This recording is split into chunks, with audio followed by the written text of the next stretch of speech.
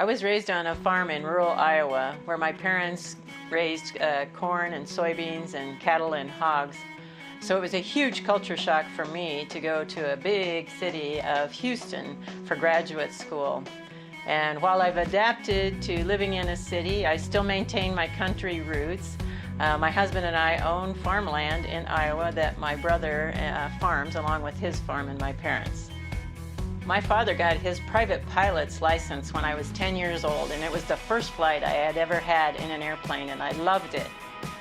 I raised a lot of chickens and sold them for $2 a piece before I had enough money to pay for my private pilot's license with my chicken money. I shared my dream of wanting to become an astronaut with Dr. James Van Allen, the discoverer of the Van Allen radiation belts. And he told me he really didn't think being an astronaut was really all that important long term, that it wasn't really necessarily a good profession.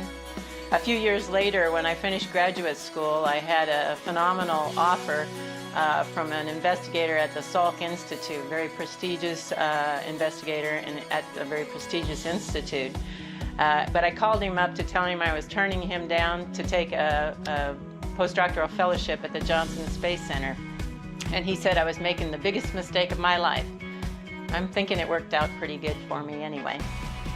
I love landscaping and gardening, so much so that some people consider it an obsession.